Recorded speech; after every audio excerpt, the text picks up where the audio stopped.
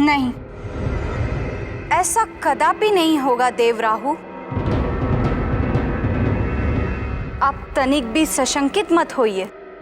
मैं हूं ना, एक से भले दो। जिस प्रकार आपने केशरी की बुद्धि भ्रष्ट कर दी, उसी प्रकार हम ये किष्किंधा महाराज बाली की बुद्धि भ्रष्ट कर देंगे।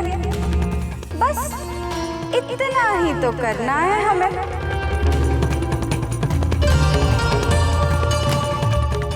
बाली की मति भ्रष्ट करना इतना सहज नहीं है माया। तुम जानती नहीं हो उसे कि वो कौन है, कैसा है। वो इस संसार का सबसे बलशाली व्यक्ति है। उसे इस संसार में कोई भी पराजित नहीं कर सकता। स्वयं इंद्र एवं विष्णु भी नहीं। अपार शक्ति के साथ अपार आत्मशक्ति भी है उसके पास। इसीलिए तो कोई भी सहज ही उससे पराजित हो जाता है। देवी देवताओं से लेकर सुर असुर तक, ग्रहों से लेकर नक्षत्रों तक, समस्त ग्रह नक्षत्र उसके समक्ष निर्बल पड़ जाते हैं। देवी माया निर्बल। ग्रह नक्षत्र भी? हाँ, ऐसा ही तो है वो। परंतु ऐसा क्यों? देवी माया, ये ग्रह नक्षत्र उसी व्यक्ति पर प्रभावशाली होते हैं जिनका आत्मबल निर्बल होता है। किंतु दुर्भाग्य से बाली उस आत्मशक्ति का नाम है जिसके समक्ष समस्त ग्रह नक्षत्र निर्बल पड़ जाते हैं। हाँ, मैं आपका आशय समझ गई देवराहु। आप चिंता ना करें। ये माया भी उस यक्षिणी का नाम है जिसके मायावान से देव भी नहीं बच पाते। इसीलिए तो लेकर आए हैं हम आपको अपने साथ। हाँ, अपने चौसर के पासे की भांति एक विश्वासी पासा बनाकर आपको। हाँ, हम जानते हैं आपको और आपके जादू को भी।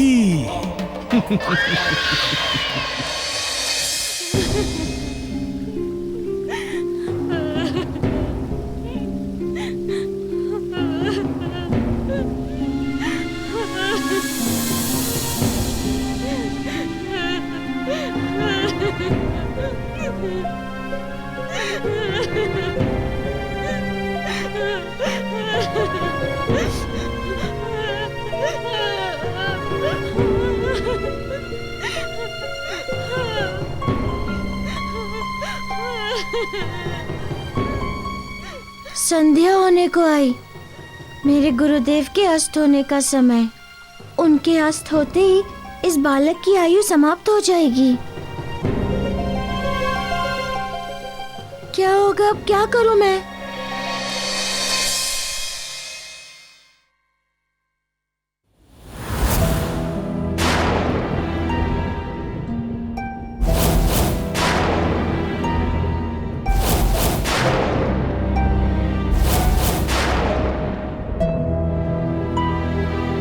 प्रणाम ब्राह्मण देव। आइए। अरे अहो भाग्य हमारे जो आप यहाँ पधारे। आइए। लगता है आप किसी गहरी मंत्रणा में लीन थे। महाराज बाली, हम गहन मंत्रणा में लीन नहीं थे, अपितु चर्चा में तल्लीन थे। हाँ। अच्छा, तो किसकी चर्चा कर रहे थे आप? आप ही की चर्चा चल रही थी महाराज बाली। हम देवी माया को बता रहे थे कि इस संसार में आपके जैसा राजा कोई नहीं है। हाँ। अच्छा महाराज ब्राह्मण, मैंने भी सुना है कि इस संसार में आप जैसा बुद्धिजीवी कोई नहीं है, और मैं आपसे कूटनीति और राजनीति का ज्ञान प्राप्त करने का सौभाग्य चाहता हूं। हाँ, अवश्य सौभाग्य अवश्य प्राप्त होगा महाराज बाली। अरे मेरा तो कार्य ही यही है। हाँ, जिस प्रकार हम आपके मित्र केसरी का मार्गदर्शन कर रहे हैं, उसी प्रकार हम महाराज केसरी के मित्र बाली का मार्गदर्शन कर लेंगे। कदाचित इसे तो मैं अपना सौभाग्य मानूंगा महाराज बाली। हाँ, बोलिए, क्या सीखना चाहते हैं आप? यहां नहीं ब्राह्मण देव, यहां से कहीं दूर चलते हैं, जहां हमारे ज्ञान के आदान प्रदान में कोई व्यक्ति व्यवधान न उत्पन्न करे।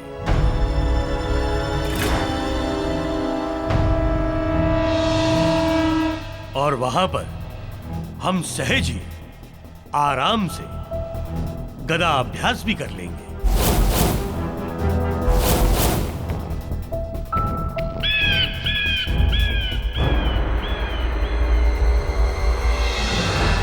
हाँ हाँ, अवश्य, उत्तम। जैसा आप चाहें।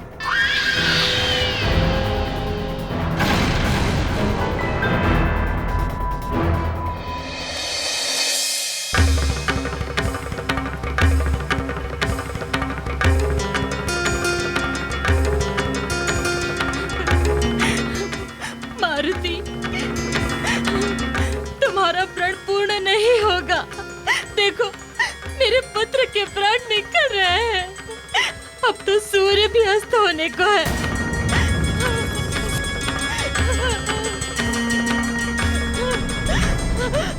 सूर्य अस्त होते ही मेरे पुत्र के प्राण निकल जाएंगे, उसका जीवन समाप्त हो जाएगा।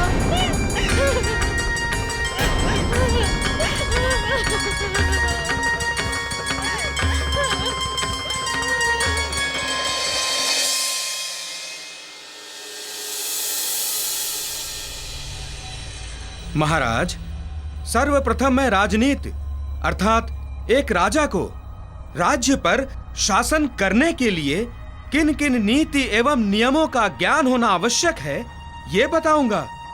इस अध्याय से प्रारंभ उचित होगा महाराज बाली। ब्राह्मण देव, आप गुरु हैं, जहां से चाहे जैसे चाहे आप प्रारंभ करें, बस आप करिए।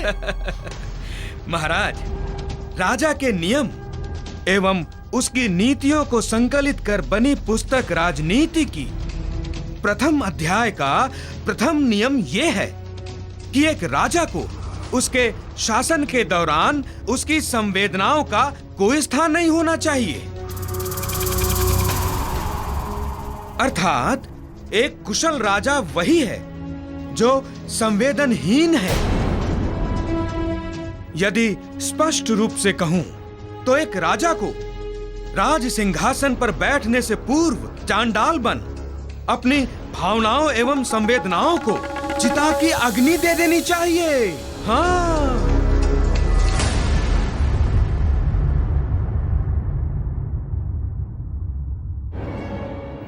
उसके पश्चात ही उसे राज्याभिषेक का तिलक अपने ललाट पर लगाना चाहिए महाराज बाली।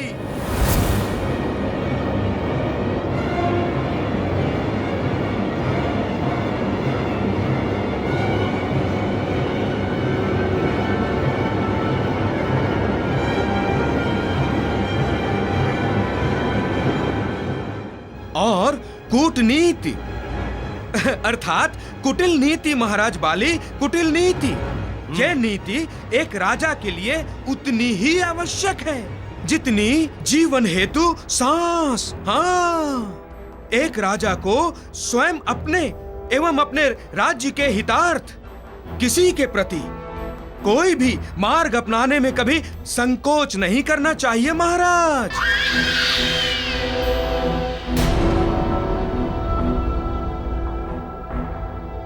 चाहे वो मार्ग कोई भी क्यों ना हो, कैसा भी क्यों ना हो।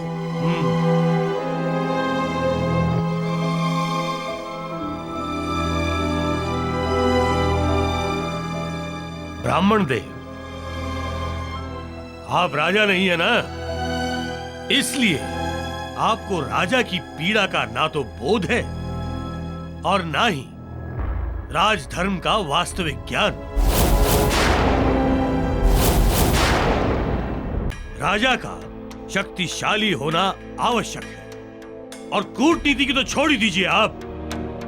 इसलिए सबसे पहले हमें शक्ति संचय का ज्ञान प्राप्त करना होगा।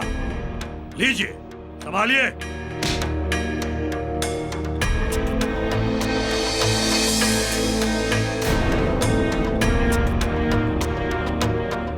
महाराज बाली, क्या करूं मैं इसका अब?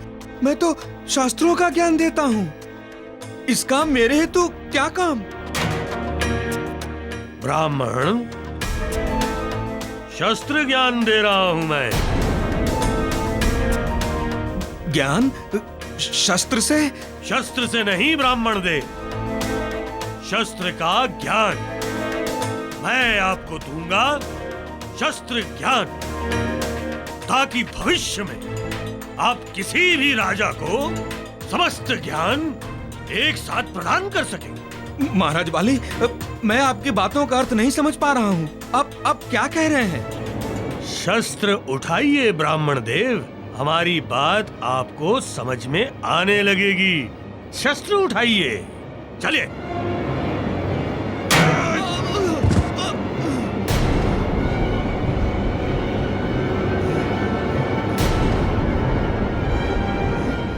महाराज बाली, ये आप क्या कर रहे हैं?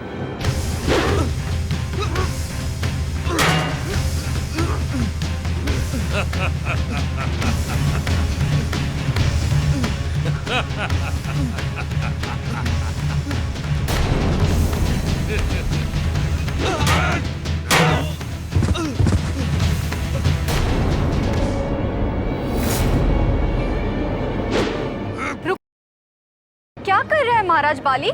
ब्राह्मण देव पर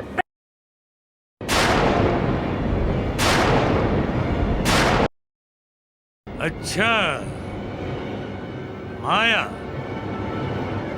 तुम तो हमारे बीच से हट ही जाओ। अंजन मरण आ गया तो देख रही हो ना, ऐसे ही गधा तुम्हारे ऊपर भी गिरने लगेगा। अब जाओ।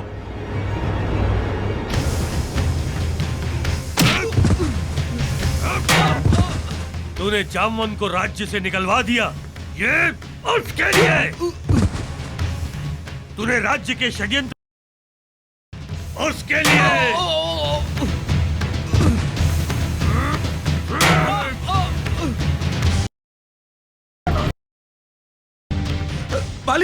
बाली, चेतना में आओ, चेतना में।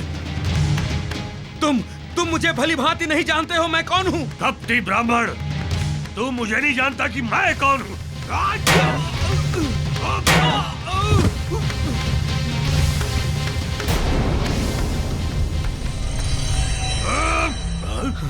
राहु, इस समय बाली से बचकर निकलने में ही तुम्हारा कल्याण है, अन्यथा और न जाने ये कितनी दुर्गति करेगा तुम्हारी। रुक कपटी।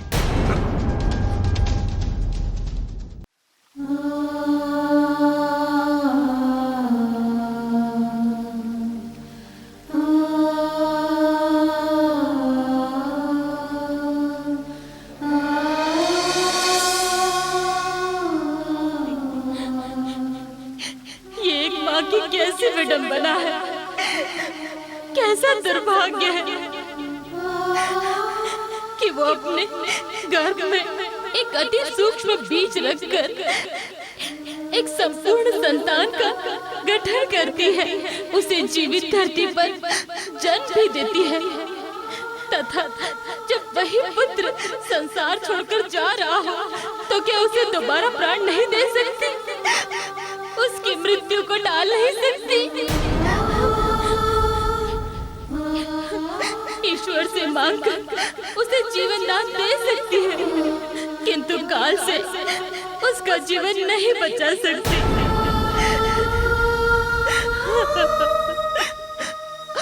अपितु काल से तो कोई भी किसी को नहीं बचा सका है।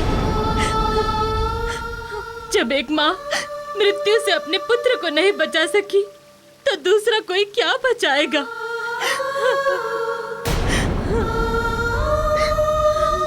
मारुति, आशा एवं विश्वास तुम भी त्याग दो। देखो, अब कुछ ही पल रह गए हैं सूर्यास्त होने में। मेरे पुत्र का जीवन समाप्त होने वाला है।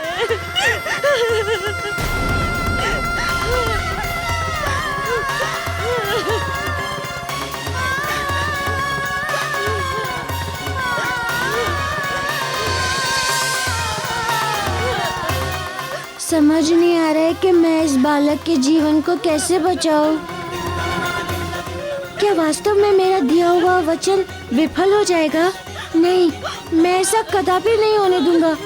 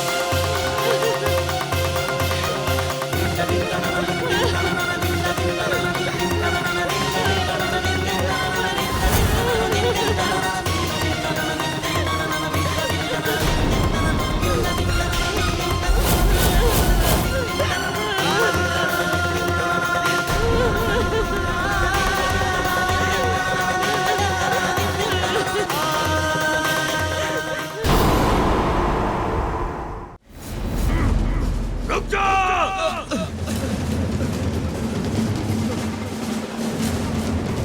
रुक जाओ! ब्राह्मण!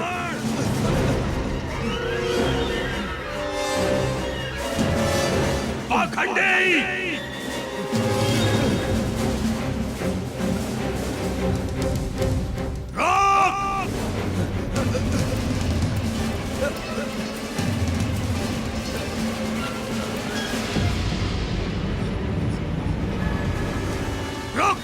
रुक ब्राह्मण! रुक!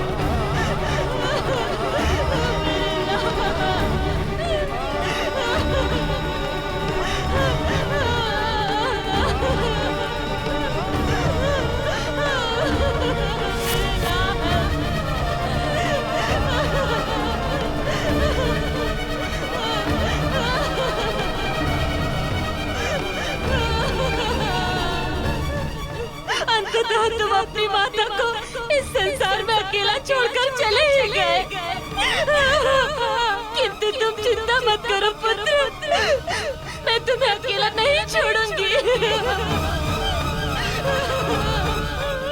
मेरे पुत्र, मैं अति शीघ्र आ रही हूँ। हम दोनों जानते हैं कि हम दोनों एक दूसरे के बिना नहीं रह सकते। तुम वहाँ और मैं यहाँ, हम दोनों अलग अलग कैसे दूर रह सकते हैं? तू चिंता मत कर पुत्र, मैं आ रही हूँ, तेरे साथ ही रहूंगी मेरे पुत्र।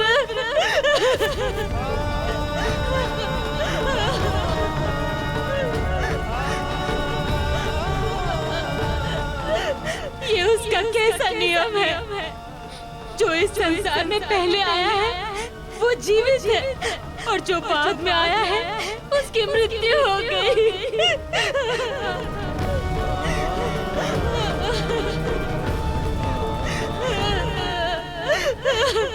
मेरा पुत्र, मेरे पुत्र की मृत्यु मेरे सामने हो गई तथा मैं जीवित हूँ।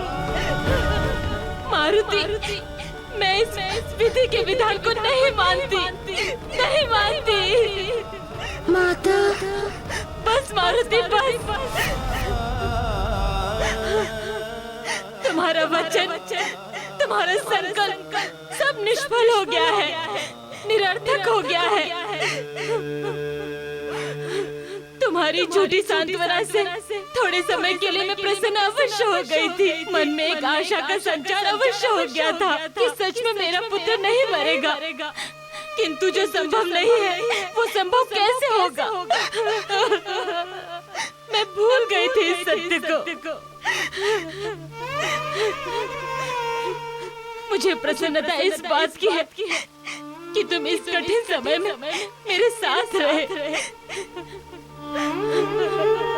बस एक कृपा मुझ पर और करो मारुति। मैं अपने पुत्र का अंतिम संस्कार का सामान लेने जा रही हूँ।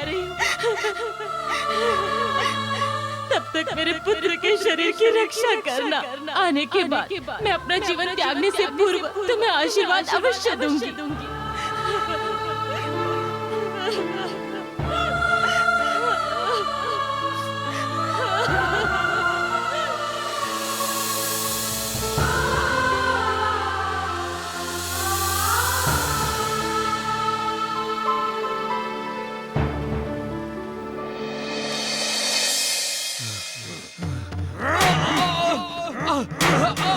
छोड़ दे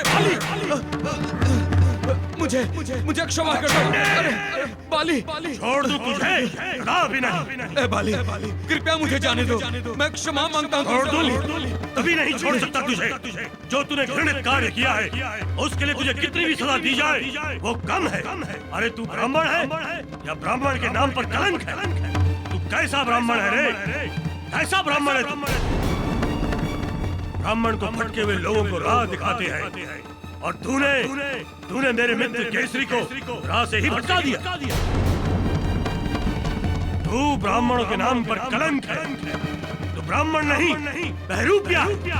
और तेरे जैसे बहरूपिये को सिर्फ मार की भाषा समझ आती है।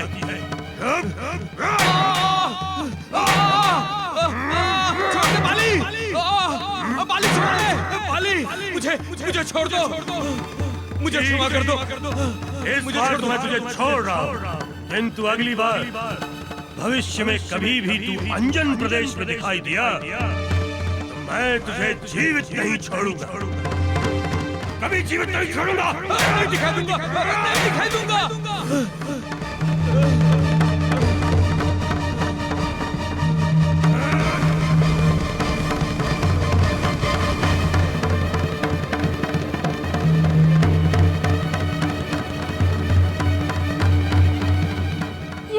क्या हाल हो गया राहुदेव? मैं माया। अरे देवी, अरे हार गया। वही हुआ, वो मार कर चला गया। अभी वार्तालाप करने का समय नहीं है। अरे उल्टा लटका गया हमें। ये वार्तालाप करने का समय नहीं है। देवी उतारो।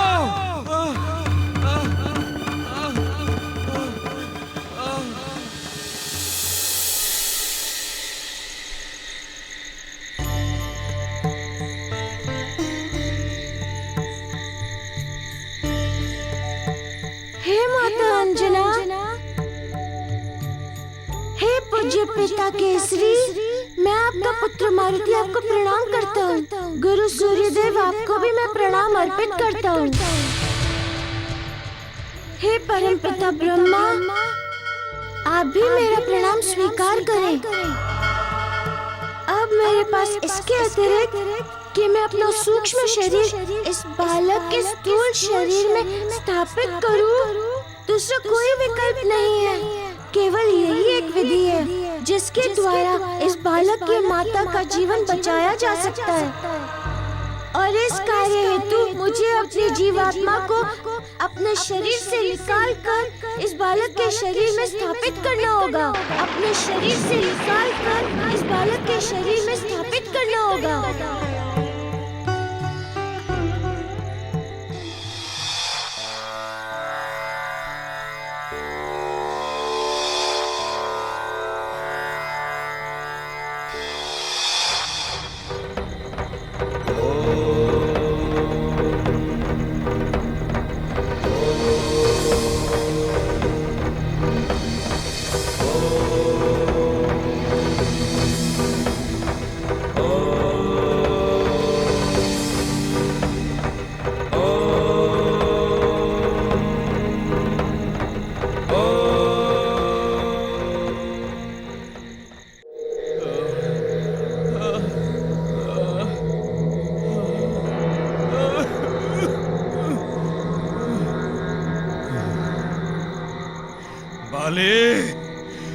तूने राहु से शत्रुता मोल लेकर अच्छा नहीं किया बाले। इसका परिणाम इतना भयंकर, इतना विनाशकारी होगा जिसकी तूने कभी कल्पना नहीं की होगी बाली, नहीं की होगी कल्पना तूने।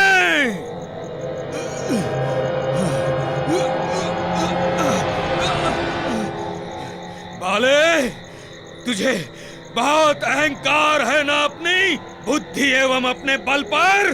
तो आज मैं राहु ये प्रण करता हूँ कि मैं एक दिन तेरी कुंडली में भी प्रवेश करूंगा। हाँ, और तेरी बुद्धि भी भ्रष्ट कर दूंगा बाली, भ्रष्ट कर दूंगा। हाँ, तुझे भी ऐसा व्यभिचारी बना दूंगा कि समस्त संसार तेरा नाम घृणा से लेगा बाली, घृणा से। इतना ही नहीं बाली, मैं तुम दोनों भाइयों में ऐसा भ्रम उत्पन्न करूंगा, ऐसा भ्रम उत्पन्न करूंगा कि तुम दोनों एक दूसरे के रक्त के प्यासे बन जाओगे बाली, रक्त के प्यासे।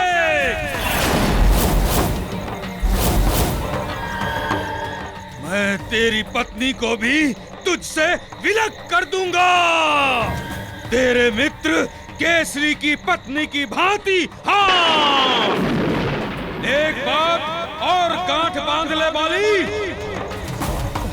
तेरी मृत्यु का कारण भी मैं ही बनूंगा।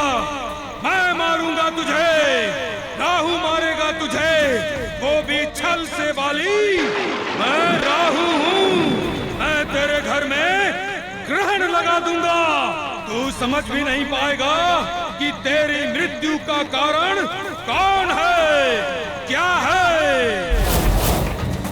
ये राहु की वाणी है बाली, याद रखना।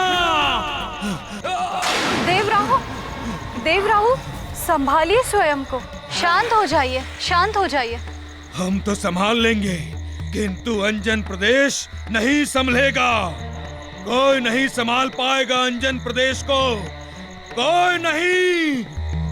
बाली ने हमें अंजन प्रदेश को छोड़ने की धमकी दी है ना, तो सुन बाली, मैं अंजन प्रदेश को छोड़कर तब तक नहीं जाऊंगा जब तक अंजन प्रदेश का तिनका तिनका न बिखेर दूं, तिनका तिनका।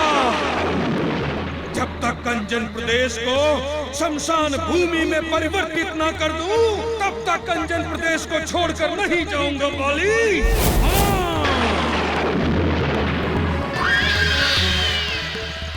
क्योंकि यदि मैं तेरे भय से भयभीत होकर अंजन प्रदेश को छोड़कर चला गया तो इस संसार से राहु का भय समाप्त हो जाएगा बाली।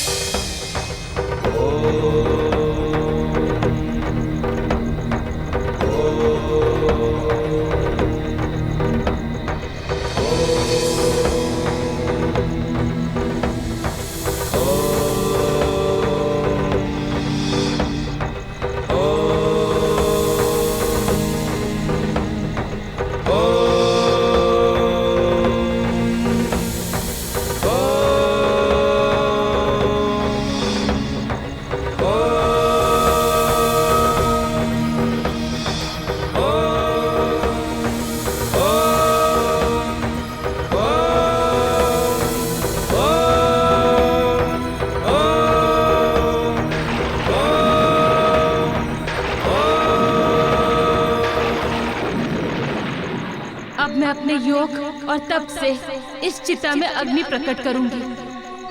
हे अग्निदेव, मैं आपका आवाहन कर रही हूँ।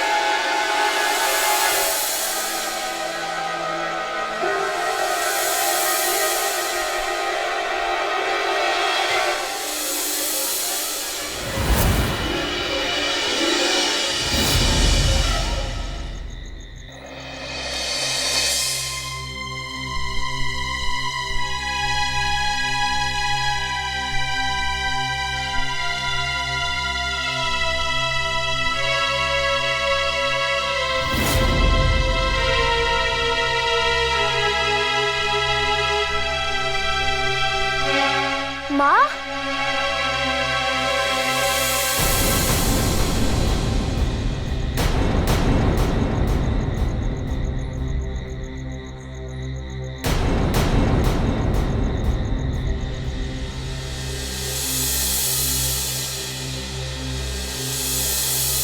माँ देखो, मैं जीवित हूँ।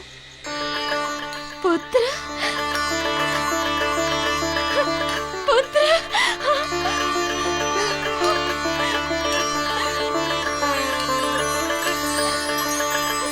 पुत्र, तू जीवित हो गया?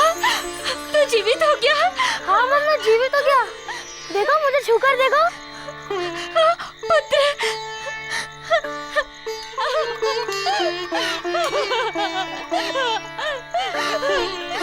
परंतु ये चमत्कार हुआ कैसे? और वो वानर बालक गया कहाँ?